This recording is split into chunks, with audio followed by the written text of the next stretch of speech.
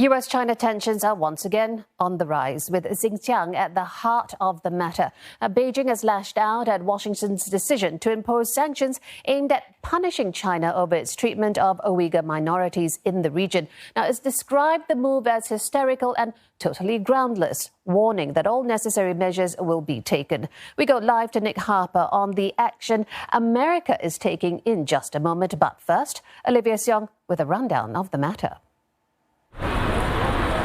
Tensions between Beijing and Washington have been kicked up a notch again. The U.S. Senate voting unanimously to make America the first country to ban virtually all imports from Xinjiang. Politicians citing concerns over forced labor in the northwestern Chinese region. Top drone maker DJI, along with 7 other Chinese tech firms, have been accused of biometric surveillance and tracking of Uighurs. They have been added to a list of entities suspected of having Chinese military links, with Americans barred from trading in their securities. Separately, China's Academy of Military Medical Sciences and its 11 research institutes have also been added to a trade blacklist. They are being accused of using biotechnology for military purposes.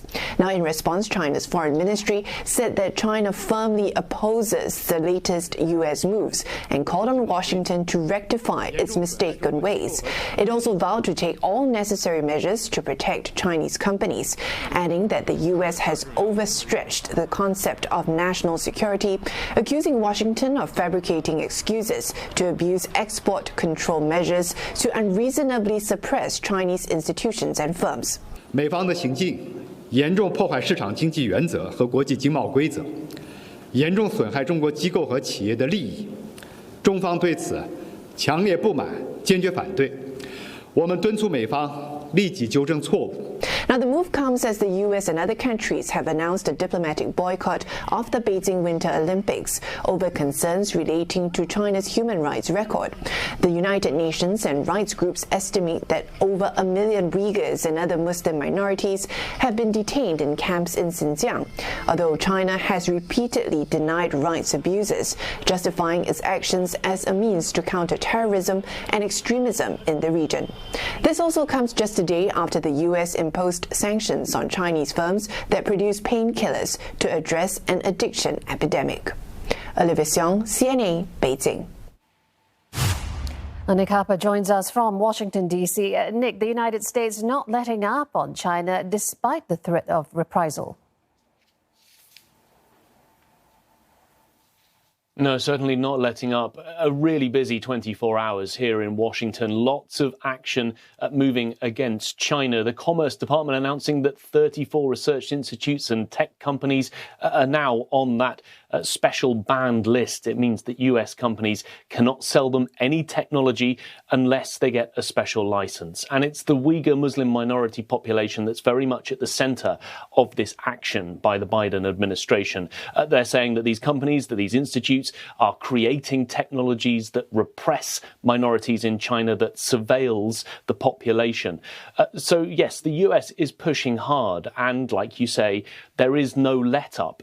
All of this coming less than 2 weeks after President Biden and President Xi spoke on the phone. It seems quite incredible that the US has pushed as hard as it has when the very idea of that phone call was to de-escalate tensions, to try and set up guardrails between the two countries to make sure that they didn't spiral towards any sort of increased tensions or potential conflict. But remember, the Biden administration has made it very clear throughout their time in office that they want to counter China. That is really the big foreign policy push of President Biden. He wants to stand up to China, and he's made the idea of standing up to human rights central to his administration and his way of doing business.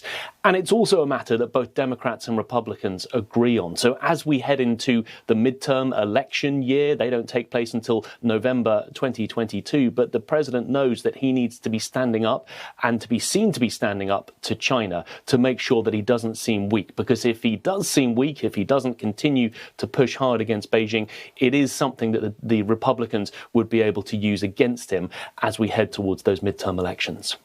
Yeah, so we saw Xinjiang, the whole ban sailing through the House and Senate, but was there any concerned voice from businesses?